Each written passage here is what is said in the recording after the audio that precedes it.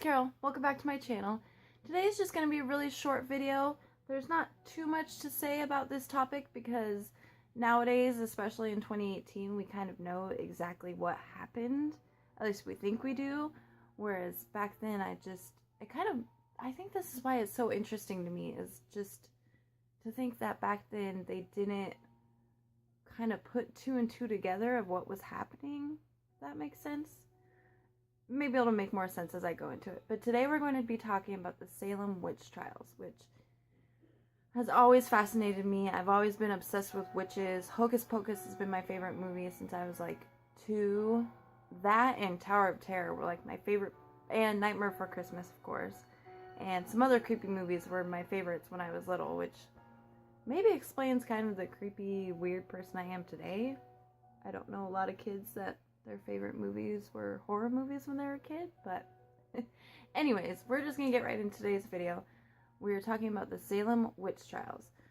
So, the Salem witch trials were a series of prosecutions and hearings of tons and tons of people that were accused of witchcraft or actually being a witch during colonial Massachusetts between February of 1692 until May of 1693. So this went on for quite a while. Over 200 people were accused of actually being a witch. 120 of them were actually arrested and charged with being a witch. 20 of them were found guilty. 19 of them were executed by hanging, and one of them was actually executed by, it's called pressing, which is where the person or the accused lays down, a board is placed on top of them, and one by one, all of the townspeople, whoever lines up to be a part of this, puts a huge boulder or cinder block or brick or some kind of huge rock on top of him, one by one, until he's literally pressed and smushed until he's executed. Which it's just crazy to think that this was actually like a form of punishment in our judicial system back in the day, which is terrifying. And 5 of those people who were accused actually died while they were awaiting their trial in jail. This was the deadliest witch hunt in U.S. history. So this is like the most notorious one. It's the most notorious case of mass hysteria, at least. But it's like the biggest case of a witch hunt we had in the U.S., but this actually happened a lot. During our Salem witch trials, there was a bunch of witch trials. A bunch of witch trials going on this same time in Europe. So this actually wasn't just an isolated case. This was happening all throughout the world, this whole witch hunt and finding people to be witches, and it was happening all over the world. It mainly stemmed, though, this whole mass hysteria from complete isolation. So this town was completely isolated. It was just them. They really had no resources, cars, horses, buggies to get to other towns. They were really just isolated. And it was also a case of religious extremism back in the day. Also, false accusations and lapses in due process in our judicial system back then. And actually, which is kind of more recent history, in the early 2000s, Massachusetts legislator actually exonerated all the victims of the Salem witch trials. So finally, in the early 2000s, however many years later, they finally got their due diligence, however you say that.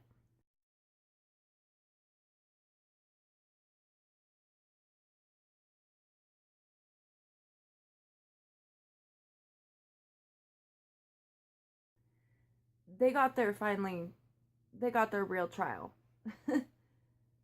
So it all began when the daughter and the niece of a respected reverend in the town actually began to having fits. They were described as more than just your average fits from epileptic seizures or epileptic fits.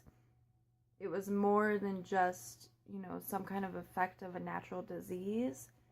They screamed and threw things. They uttered these weird, strange sounds. They crawled under and on top of furniture, just act insane. They contorted themselves into these like weird positions, and it was more than just your average fit or a case of some kind of effect from some kind of disease.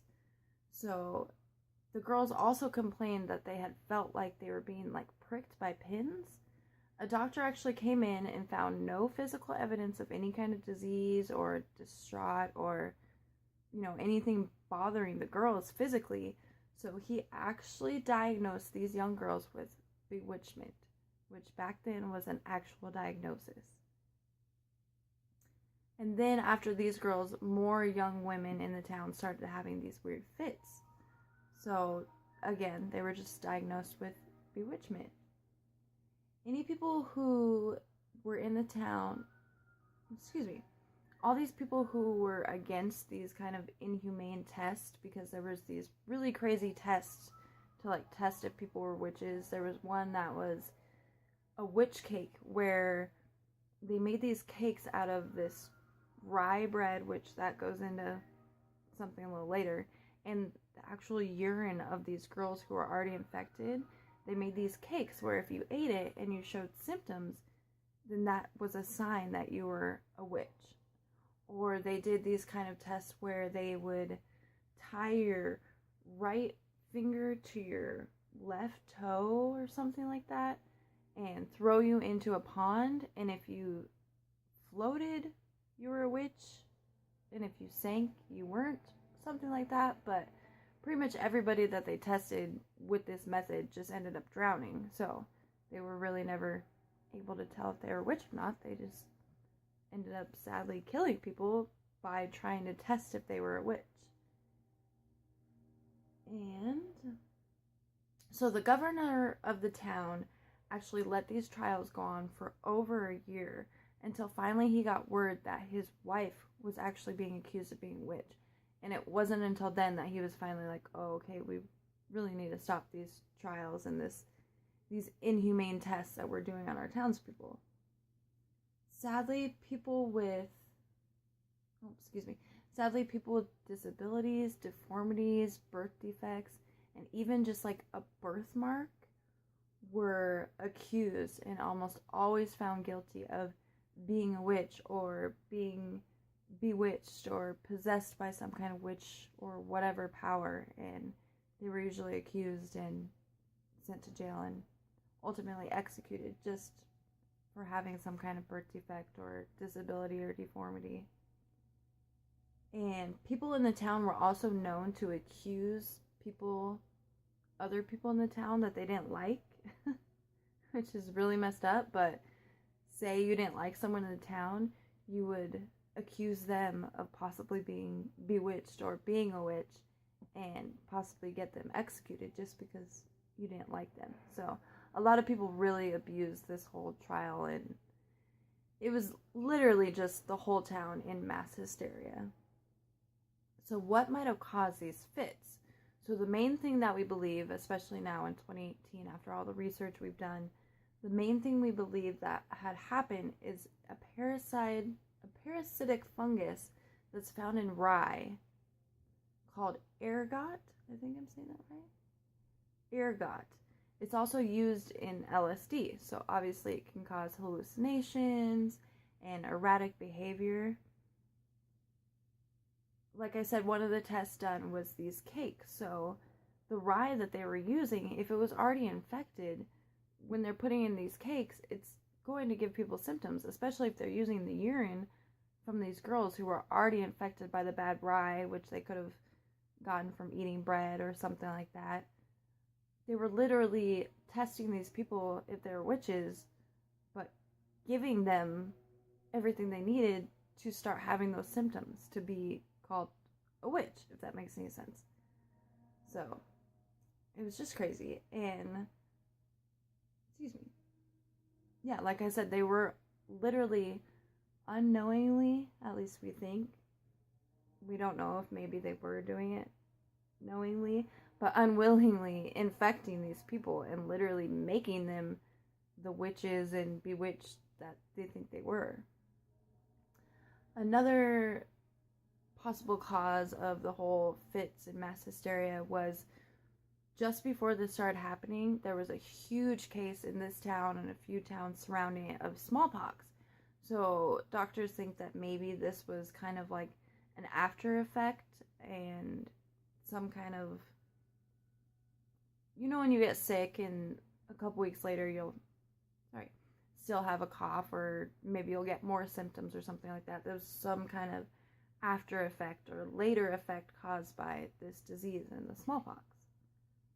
It was also thought that it might be a possible epidemic of a bird-borne illness called, let's see if I can get this right, encephalitis lethargica, which is also known as the sleeping sickness. So this sickness causes lack of sleep and just really messes with your brain. So with this lack of sleep due to this illness, it mixed with not being treated could have caused this mania that kind of got this town all awry and started thinking everybody was a witch. It could have also just been mass hysteria and overreaction. With a town this small and this isolated, just one person could have easily convinced a lot of people around them that, you know, anything they wanted. Prejudice ran rampant in this town, and it could have just been, you know, some leaders or some higher up people who kind of put this thought out there to the rest of the town just because they wanted to shun out the people they didn't like in the town. So, like I said, for now, especially in the year we are right now, with all the research they've done, my foot's going to sleep and I'm ruining my pumpkin. Oh, by the way, this is one of the pumpkins I painted the other day that I didn't finish. It's got some kind of blood dripping through it, and yeah, it's funny, I'm actually better at painting pumpkins than I am canvases. So anyways, back to the story. Like I said, we really think that it possibly was this ergot parasite that was in their rye bread, because testimonies from back then, you know, they really, especially that town where they were in Massachusetts, wheat and rye was kind of one of their big harvests, and they made a lot of bread. So we really think that this ergot, especially if it's something that's found nowadays in LSD, which obviously makes you hallucinate, that this really had something to do with just these people kind of starting to go crazy. And it's really sad that, you know, these people were sick and something, you know, was really wrong with them, and instead of getting the care they need and being supported by their townspeople, they were just said they were a witch and shunned, and, you know, all those people lost their lives. I'm very thankful that the Massachusetts legislature, one of these days I'll be able to speak English, the Massachusetts legislature exonerated these people. And, you know, even though it's been hundreds and hundreds of years since then, that we're still respecting these victims and they're getting kind of the justice that they really deserve. And, you know, if there are witches out there, who cares? Let's just let them be, you know? Like I said, it's 2018. Let's let witches be witches and people be people and let everybody live their lives. But I know this was short. Sorry about that. But like I said in my last video, tomorrow's video is going to be a lot longer, a lot more edited, a lot more polished, if you will. And so I really hope that if you haven't subscribed already, that you will, and you'll hit that little notification bell. That way you'll be notified when I do upload that video tomorrow. And if you did like this little Salem witch trial video, give me a thumbs up and let me know. Let me know in the comments if there's any other facts about the Salem witch trials that you know that maybe I missed. And until then, stay creative, and I'll see you in my next one. Bye.